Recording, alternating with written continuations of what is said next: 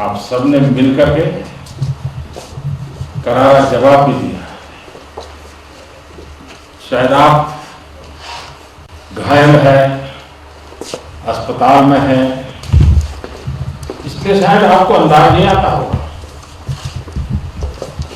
लेकिन 130 करोड़ देशवासी आपके प्रति बहुत ही गौरव अनुभव करते हैं। आपके इस साहस, शौर्य हमारी पूरी नई पीढ़ी को प्रेरणा दे रही है और इसलिए आपका ये पराक्रम, आपका ये शौर्य और आपने जो रक्त बहाया है वो हमारी युवा पीढ़ी को, हमारे देशवासियों को आने वाले 90 अरसे तक प्रेरणा देता रहेगा। और आज जो विश्व की स्थिति है, वहां जब मैसेज जाता है। प्रधानमंत्री उन जवानों से बात कर रहे थे जो गलवान घाटी के अंदर पीपुल्स लिबरेशन आर्मी यानी चाइना के साथ मुकाबला करते हुए जख्मी हुए थे, गलवान नाले में गिर गए थे। उसके बाद यह हालात थी कि इन्हें अस्पताल लाया गया था। लगातार 130 करोड़ जनता की सहानुभूति और उनके भरोसे को प्रधानमंत्री ने दोहराया कि सब उनके साथ है और उनके शौर्य को सलाम भी पेश करते हैं। फटाफट से अपनी जरा पहली बड़ी ब्रेकिंग की ओर आते हैं, क्योंकि बड़ी खबर इस वक्त जो आ रही है वो ये है कि चाइना के खिलाफ 5 बड़े देश एक हो गए हैं। और लगातार हम देख रहे थे कि प्रधानमंत्री जहां लद्दाख के अंदर मोर्चा संभाले हुए थे, वहीं पर विदेश मंत्रालय ने अमेरिका, फ्रांस, जर्मनी, रशिया और जापान के साथ डायरेक्ट संवाद किया है और यह बताया कि एलएसी पर जिस तरीके की सिचुएशन है, इसमें जिम्मेदारी किसकी होनी चाहिए। वापसी पर जो जवाब मिला है तो सबकी उंगलियां चाइना पर उठी है और भारत को समर्थन इस वक्त 5 बड़े देशों का मिला है। अमेरिका, फ्रांस, जर्मनी, रशिया और जापान ने चीन को इल्जाम लगाते हुए कहा कि चाइना पर सबकी जिम्मेदारी आयद करते हुए कहा कि जिस तरीके से लाइन ऑफ एक्चुअल कंट्रोल की सूरत हाल को बिगाड़ रही है चाइना, यह किसी भी कीमत पर कबूल किसी को नहीं होगा। इसलिए भारत का खुलेआम समर्थन का ऐलान अमेरिका, फ्रांस, जर्मनी, रशिया और जापान। यह उस वक्त की खबर थी जब प्रधानमंत्री लद्दाख के अंदर थे, लाइन ऑफ एक्चुअल कंट्रोल पर देख रहे थे, सेना से बात कर रहे थे, तो कूटनीतिक भी जारी थी और कूटनीतिक फैसले के तहत एक्सटर्नल अफेयर्स मिनिस्ट्री ने इन सभी देशों के साथ संपर्क किया जिन्होंने इन्हें ऐलान किया कि हां हम उनके साथ हैं। जहां एक तरफ से यह हो रहा है, वहीं पर यह खबर भी आ रही है कि थोड़ी देर में अब दिल्ली के अंदर एक और बैठक होगी और वह बैठक भी काफी महत्वपूर्ण है, जिसमें खुद प्रधानमंत्री रहेंगे, वहां पर होम मिनिस्टर रहेंगे, डिफेंस मिनिस्टर रहेंगे, फाइनेंस मिनिस्टर रहेंगे और नेशनल सिक्योरिटी एडवाइजर रहेंगे। यह मीटिंग इसलिए काफी महत्वपूर्ण है, लद्दाख से आने के बाद नई दिल्ली के अंदर हलचल काफी ज्यादा तेज हो रही है। 5 देशों का समर्थन और शाम को 5 बड़े लोगों के साथ मीटिंग, प्रधानमंत्री, home minister, defence minister, finance minister, national security adviser थोड़ी देर में मिल रहे हैं दिल्ली में। एक रणनीति का खाका खींचा जाएगा कि चाइना लगातार जो रंग दिखा रहा है, हमने उसके खिलाफ जिस तरीके से कूटनीतिक फैसले लिए हैं वो कितने सही और आगे कैसे हमने काम करना होगा। बड़ी खबरें 2 हमने आपके सामने रख दी। फटाफट से प्राइम मिनिस्टर ने आज जब लद्दाख पहुंचे, क्या कुछ उन्होंने अपने भाषण में कहा, 3 बड़ी बातें आपको सुनाते हैं, फटाफट से जरा उसको सुन लीजिए। उसके फौरन बाद हम अपने गेस्ट के पास चलेंगे, बात करेंगे बुजगो नीमो की, जहां पर आज प्रधानमंत्री गए थे, इस एरिया को क्यों चुना गया। लेकिन जब यह सारा मामला चल रहा था तो कांग्रेस ने भी दोबारा सवाल उठाए। लेकिन सबसे पहले प्रधानमंत्री को जरा दिखाइए। जब भी मैं राष्ट्र रक्षा के विषय में सोचता हूं तो मैं सबसे पहले 2 माताओं का स्मरण करता हूं। पहली, हम सभी की भारत माता। जब मैं 2 माताओं का स्मरण करता हूं, पहली हम सभी की भारत माता और दूसरी वे वीर माताएं, दूसरी वे वीर माताएं जिन्होंने आप जैसे पराक्रमी योद्धाओं को जन्म दिया है। मैं उन दो माताओं का स्मरण करता हूं। मेरे निर्णय की कसौटी यही है। इसी कसौटी पर चलते हुए आपके सम्मान, आपके परिवार के सम्मान और भारत माता की सुरक्षा को देश सर्वोच्च प्राथमिकता देता है। आत्मनिर्भर भारत का संकल्प आप लोगों के कारण, आपके त्याग, बलिदान, पुरुषार्थ के कारण और मजबूत होता है। और अभी जो आपने और आपके साथियों ने वीरता दिखाई है, उसने पूरी दुनिया में यह संदेश दिया है कि भारत की ताकत क्या है। विस्तारवाद का युग समाप्त हो चुका है। ये युग विकासवाद का है। तेजी से बदलते हुए समय में विकासवाद ही प्रासंगिक है। विकासवाद के लिए ही अवसर है और विकासवाद ही भविष्य का आधार भी है। बीती शताब्दियों में विस्तारवाद ने ही मानवता का सबसे ज्यादा हित किया, मानवता को विनाश करने का प्रयास किया। विस्तारवाद की जीत जब किसी पर सवार हुई है। प्रधानमंत्री किस तरीके से और किन शब्दों का इस्तेमाल कर रहे थे, वेन्यू यानी जिस जगह को चुना गया था वो भी काफी महत्वपूर्ण है। वो क्यों महत्वपूर्ण है, थोड़ी देर में हम आपको जब चर्चा में आएंगे तो आपको बताएंगे। लेकिन आज का दिन कितना बड़ा अहम था, क्योंकि लगातार प्रधानमंत्री जो है what to pick element of कौन से एलिमेंट होने चाहिए और सरप्लसेस देने का मौका हमेशा प्रधानमंत्री जो वो दे रहे हैं। लेकिन फटाफट से आपको पूरे पैनल से मिलवाते हैं। देवराज आहूजा साहब भारतीय जनता पार्टी के नेता हमारे साथ ज्वाइन कर चुके हैं। केवल ढींगरा साहब कांग्रेस के तर्जुमान हमारे साथ ज्वाइन कर चुके हैं। कर्नल टीपी त्यागी साहब मेरे साथ आज ज्वाइन दोबारा कर चुके हैं। बहुत बहुत शुक्रिया आप तीनों मेहमानों का हमारे साथ ज्वाइन करने के लिए। सबसे पहले कर्नल टीपी त्यागी साहब, आज का दिन कितना महत्वपूर्ण और जिस प्लेस को चुना गया प्रधानमंत्री की तरफ से नीमूवादी को, ये एक तीर से कितने शिकार आज प्रधानमंत्री साहब कर रहे थे? फ्रेंड, जिनके पराक्रम से आज धरती रही डोल, जिनके पराक्रम से आज धरती रही डोल, देश आज तू उनकी जय बोल।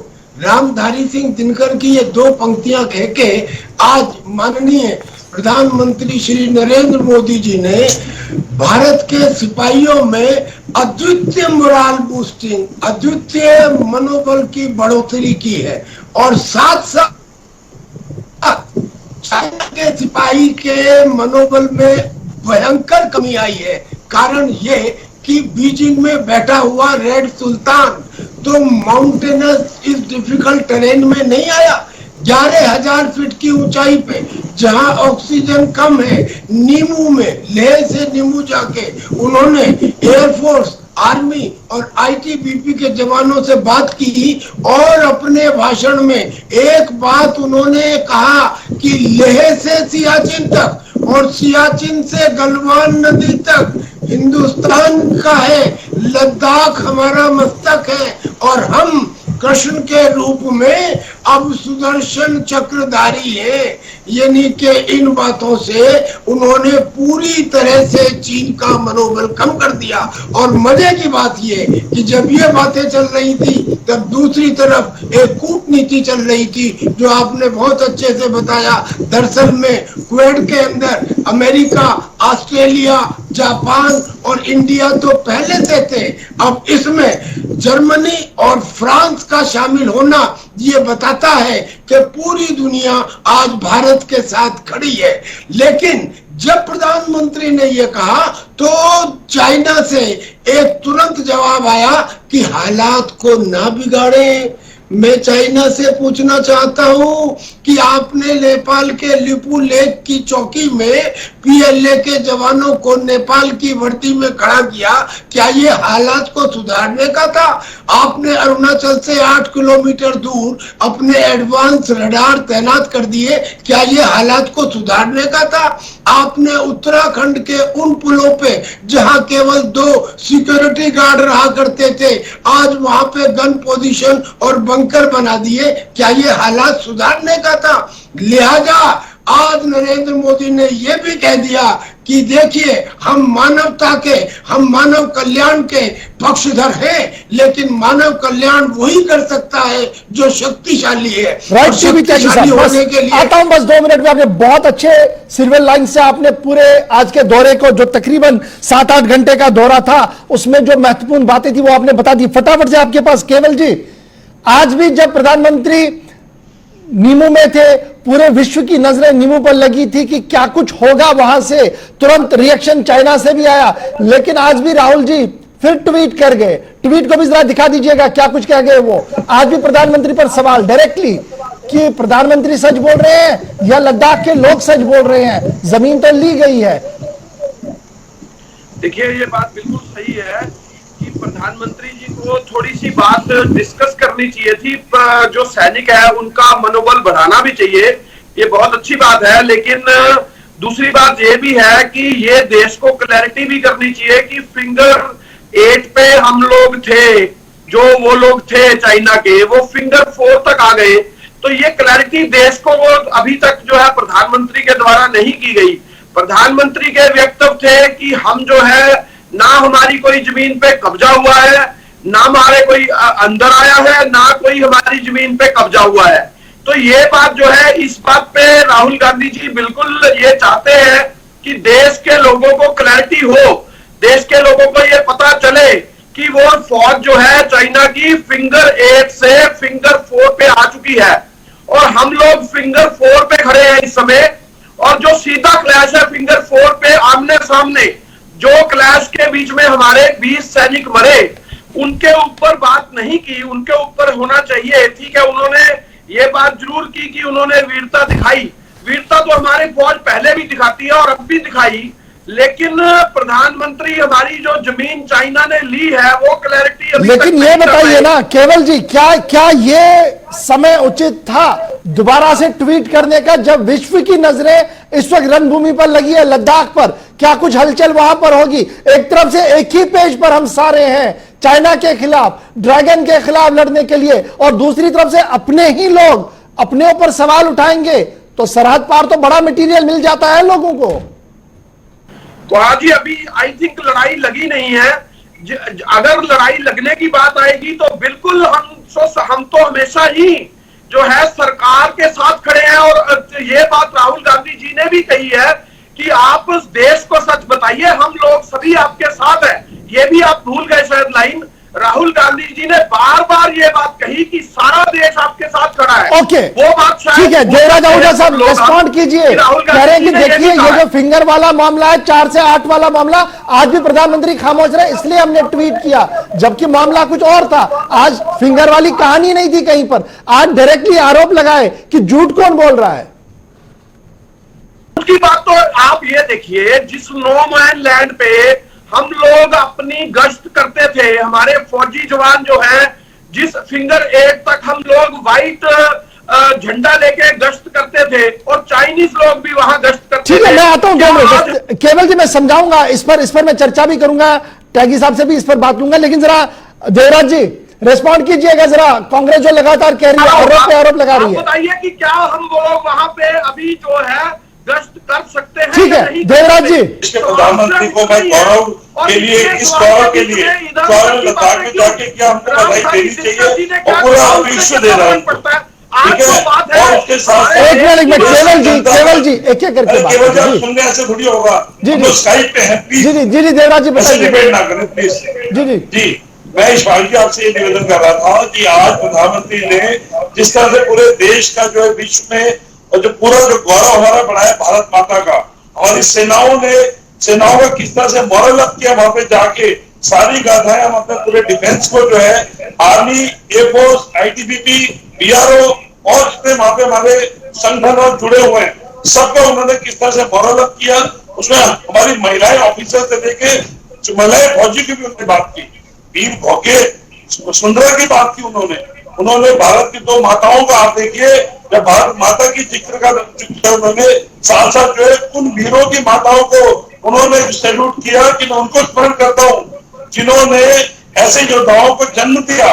तो आज आप देखिए कि हमारी भारत माता का, हमारी सेना का सिर जो है गर्व से ऊंचा हो गया है। और केवल उनका ही नहीं, हम लोग भारत के एक नागरिक का आज देखिए हमारी कूटनीति, चाहे वो चाइना में अभी मैं एक और स्टेटमेंट, एक मिनट देवराज अहूजा साहब, एक मिनट मैं एक और स्टेटमेंट देख रहा हूं। अधीर रंजन चौधरी साहब वेलकम भी कर रहे हैं लेकिन सवाल भी उठा रहे हैं, और इनके और 2 प्रवक्ता भी वेलकम कर रहे हैं लेकिन सवाल साथ साथ उठा रहे हैं कि प्रधानमंत्री ने आज भी चाइना का नाम नहीं लिया, बिना नाम लिए वापस आए। वो इनको तकलीफ जो है वो अपना प्रियंका गांधी का मकान खाली करने की, वो मैं समझ सकता हूं, लेकिन उनसे इसका कोई कंसर्न नहीं है। देश आज जो सुरक्षित हाथों में है, चाहे देश की सेनाएं हो। ठीक है,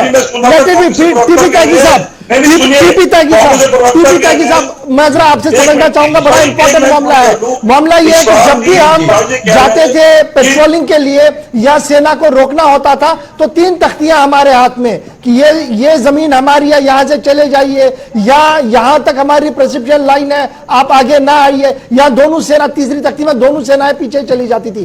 क्या मैं ये मानूं कि उस वक्त की नीति थोड़ी कमजोर थी, आज नीति में सुधार आया? सेना कभी कमजोर नहीं थी, सेना को बार बार कमजोर बनाने की कोशिश की जा रही है, बलि का बकरा बनाया जा रहा है। इससे पहले सेना के साथ क्या हुआ ये सब लोग अच्छी तरह से जानते हैं, लेकिन इससे पहले केवल 1962 में नहीं, 1962 के बाद कम से कम 5 ऐसे मौके आए जब चाइना ने घुसपैठ की और हम उस घुसपैठ को एब्जॉर्ब करके, जज्ब करके बैठ गए। लेकिन इस बार जब उसने कोशिश की तो हमने खड़े होकर उसका जवाब दिया, जिसका एक उदाहरण गलवान में देख लिया कि हमारे बीच शहीद तो जरूर हुए लेकिन उनके कम से कम 43 से 50 तक लोग शहीद हुए, उनके सैनिक शहीद हुए।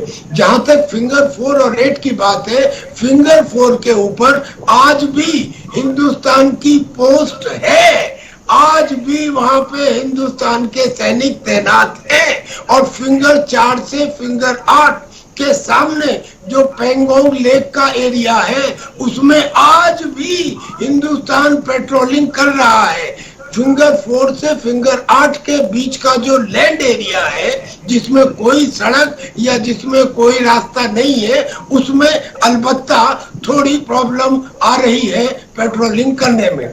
ये तो एक बात हुई, पर मैं तो एक बात और कहना चाहता हूँ। बहुत लोग कह रहे हैं कि साहब उन्होंने आज भी चीन का नाम नहीं लिया। भाई साहब ये बताइए, जब उन्होंने ये कहा कि लेह से सियाचिन तक और सियाचिन से गलवान तक, तो क्या ये वो अमेरिका के लिए कह रहे थे या टिम्बकटू के लिए कह रहे थे? क्या बात करते हैं। और जब ये कहते हैं कि साहब अभी लड़ाई शुरू नहीं हुई है, आपको किस दिन का इंतजार है जब आप अपनी जुबान बंद करके पूरे देश के साथ खड़े होंगे? वो दिन जिस रोज गोली चलनी शुरू हो जाएगी। अरे युद्ध तो चल रहा है, ना चल रहा होता तो 4 माउंटेन डिवीजन लद्दाख में कभी नहीं हुआ आज तक, उनको तैनात नहीं किया जाता। ठीक है, वहां पे इतनी शॉर्टेज नहीं होती। चलिए तो केवल जी आप सुन रहे हैं ना, ये फ्रॉम द हॉर्सेस माउथ बात है कि क्या कुछ ग्राउंड जीरो पर हलचल है। इसके बाद भी क्या कांग्रेस सवाल दागेगी, सवाल पे सवाल उठाएगी? बात ये है, मैं सिर्फ ये पूछना चाहता हूँ, अभी महानुभाव इन्होंने कहा कि वहां पे टेंशन है, वहां पे सारी बात है। क्या जो सेना को अधिकार, फौज को जो है अधिकार क्या गवर्नमेंट ने दे दिए हैं? अभी तक मुझे ऐसा लग रहा है कि थप्पड़ों और डंडों से लड़ाई हो रही है। अभी तक सेना, लेकिन वो एमओयू देखिए ना साइन किस संग में हो। अब ये इस बात पर आएंगे तो फिर पंगा बनेगा। नहीं देख लीजिए, कुछ कुछ अंतरराष्ट्रीय सीमाएं होती है ना, कुछ एमओयू साइन किए होते हैं, तो हमारा एमओयू वहां पर कुछ ऐसा उस वक्त साइन हुआ है, तभी तो मैं पूछ रहा था। सेना कभी कमजोर थी ही नहीं, सेना को कमजोर बनाया गया, नीति हमारी सही नहीं रही है, न आपके टेन्योर में, न शायद आज भी कहीं क्लियरिटी आ रही है। जीत है कि साहब पहले जरा फटाफट से आप आइए। 1994 के अंदर जो तत्कालीन सरकार थी उसने संधि में यह संधि कर ली थी कि हम 2 किलोमीटर के दायरे में गोले और बारूद का इस्तेमाल नहीं करेंगे, इसलिए हिंदुस्तान ने नहीं किया। पर इनसे सवाल ये है कि क्या चाइना ने गोली चलाई? अगर चाइना ने गोली चलाई होती, सर एक बात सुनिए सर, हम फाइट में है, आप सुनिए, अगर टीपीता की साहब मैं आता हूं मुद्दे पर वापस आते हैं, एक मिनट केवल जी, मैं जरा आपके पास भी आऊंगा, देवराज आहूजा साहब आपके पास भी आऊंगा। आज जो एनालिस्ट हैं उनका मानना कि एक तीर से 2 शिकार करने की कोशिश की है प्रधानमंत्री ने। नीमू वादी का चयन करना, वहां से दोनों सरहदें मिलती हैं, पाकिस्तान के लिए भी और चाइना के लिए भी, और क्लियर कट मैसेज दे दिया कि हम जो पॉलिसी अडॉप्ट कर रहे हैं वो ये है, ये हमारी लाइन है, आपने टॉक करना तो करिए। और शाम होते होते जो खबर सामने आई कि एक के बाद एक बड़े देश की तरफ से समर्थन दिया गया भारत को, और कहा गया कि देखिए हम आपके साथ हैं और जो चाइना कर रहा है ये सही नहीं है। अमेरिका, फ्रांस, जर्मनी, रशिया और जापान, इसे आप कैसे देखते हैं? कूटनीतिक सतह पर क्या ये कोई कामयाबी है देश के अंदर, या इसमें भी कोई खामी आप निकालेंगे?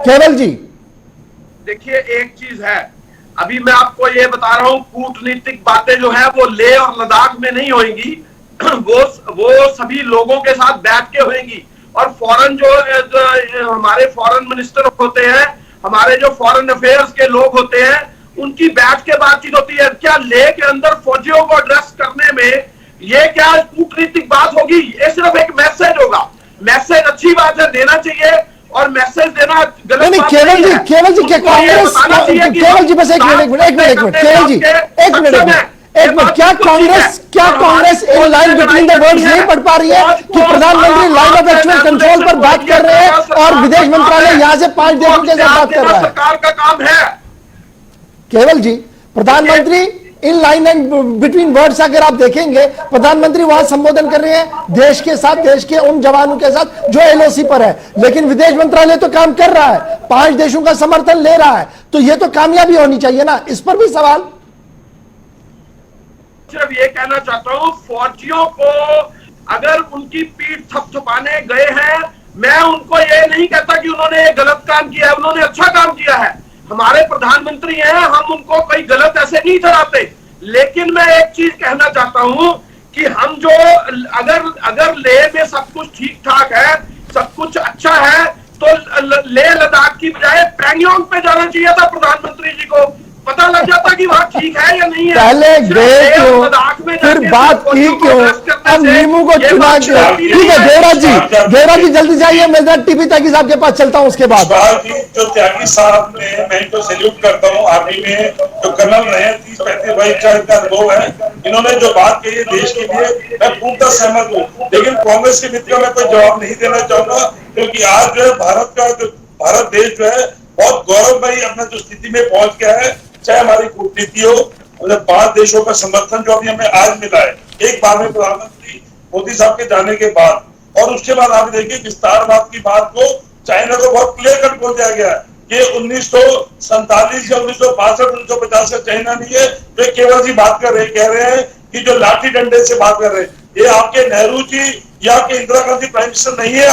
आज हमारे आदरणीय नरेंद्र मोदी जी है, जिन्होंने देश पे सेनाओं का ठीक है देवराज जी, मैं आऊंगा दोबारा। कर्नल टीपी त्यागी साहब, आपसे ये चीज जानना चाहूंगा, अब जो एक और खबर ब्रेक हो रही है, खबर ब्रेक हो रही है कि पाकिस्तान के हाई ऑल्टीट्यूड वाले इलाकों के अंदर ड्रोन और स्पेशल राडार्स लगाए गए हैं, और ड्रोन और राडार चाइना की तरफ से दिए गए हैं, और स्पेशल ट्रेनिंग वहां पर पाकिस्तानी फोर्सेस को दी जा रही है, और साथ साथ उन मिलिटेंट आउटफिट्स के लोगों को दी जा रही है जो वहां उन हाई ऑल्टीट्यूड्स पर रहेंगे। कैसे आप इस खबर को देखेंगे? इंटेलिजेंस के हवाले से बड़ी खबर इस वक्त सामने आ रही है। जी बिल्कुल ठीक है, ये गिलगिट बाल्टिस्तान में पाकिस्तान ने चाइना के कहने पे अपने 20,000 ट्रूप्स तैनात कर दिए। हालांकि उनकी लॉजिस्टिक्स कैसे पूरी होगी इसका अभी तक कुछ पक्का नहीं है। वहीं पे चाइना ने अपने ड्रोन भी दे दिए।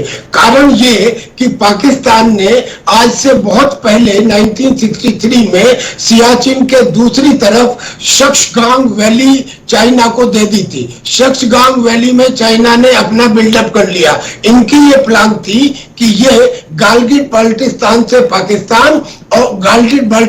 पाकिस्तान और शक्सगांग वैली से चीन ये सियाचिन को कब्जे में कर ले। किस लिए? ताकि सियाचिन के आगे जो चाइना पाकिस्तान इकोनॉमिक कॉरिडोर है वो सेफ हो जाए, उसमें कोई दिक्कत ना हो। इसके लिए इन्होंने 2011 से, आज से नहीं 9 साल पहले से एक एक्सरसाइज करनी शुरू की जिसका नाम था शहीन एक्सरसाइज। तो ये बात तो सही है कि ये कर रहे हैं, लेकिन ये कर तो इतने दिनों से रहे हैं, उसका कोई इफेक्ट तो नहीं है। भाई अगर इफेक्ट होना होता तो अब तक हो गया होता। चलते चलते कर्नल एक छोटी सी टिप्पणी आपसे और एक चाहूंगा। खबर यह भी आ रही है कि लाइन ऑफ एक्चुअल कंट्रोल के पास पैराट्रूपर्स की तैनाती कर दी गई है। पैराट्रूपर्स को कल से लगा दिया गया है लाइन ऑफ एक्चुअल कंट्रोल के मुख्तलिफ सेक्टर्स के अंदर। ये वही पैराट्रूपर्स है जिन्होंने सर्जिकल स्ट्राइक भी किया था। जी हाँ, ये पैराट्रूपर थे। हर पैराट्रूपर को आप एक लोहे का आदमी मानिए। एक पैराट्रूपर को बहुत मुश्किल से तैयार किया जाता है। उनकी पूरी यूनिट को कल ही तैनात कर दिया गया था वहां पे, और ये यूनिट स्पेसिफिक टारगेट के ऊपर हमला करती है। जैसे इन्होंने सर्जिकल स्ट्राइक में हमला किया था। मैं ये कहना चाहता हूं कि अगर हाँ कहने के बाद ये पता लगे कि भाई मेरे से गलती हो गई और उसके बाद भी आप वहां पे अड़े रहो, तो उसे अड़ियल टट्टू का रवैया करते हैं। ये विपक्ष के लोग जो अभी भी अड़े हुए हैं। चलिए, बहुत बहुत शुक्रिया केवल धिंगरा साहब और कर्नल टीपी त्यागी साहब मेरे साथ इस चर्चा में ज्वाइन करने के लिए। चलते चलते इस बड़ी खबर के साथ आपको छोड़े चलते हैं कि सरकार ने एक और बड़ा स्ट्राइक किया है, और यह इकोनॉमिकल स्ट्राइक चाइना के खिलाफ है। लगातार एप्स पर पाबंदी आप सुन ही रहे थे, लेकिन अब पावर मिनिस्ट्री ने भी बड़ा फैसला लिया है, और पावर मिनिस्ट्री ने कहा कि अब चाइना से किसी भी तरीके का कोई भी सामान नहीं खरीदा जाएगा। बड़ी खबर इस वक्त दिल्ली से आ रही है कि चाइना के खिलाफ एक और बड़ा फैसला एक और बड़े मंत्रालय की तरफ से लिया गया है। पावर मिनिस्ट्री ने सभी स्टेट्स को यह आदेश दिए हैं कि किसी तरीके का कोई सामान, चाइनीज सामान नहीं खरीदेगा इंडिया, और ना ही किसी को खरीदने की इजाजत होगी। साल 2018 में 21,000 करोड़ रुपए का सामान सिर्फ पावर मिनिस्ट्री ने खरीदा था, और बड़ा फैसला भारत सरकार की तरफ से चाइना के खिलाफ। फिलहाल मेरे साथ बस इतना ही। आप बने रहिए।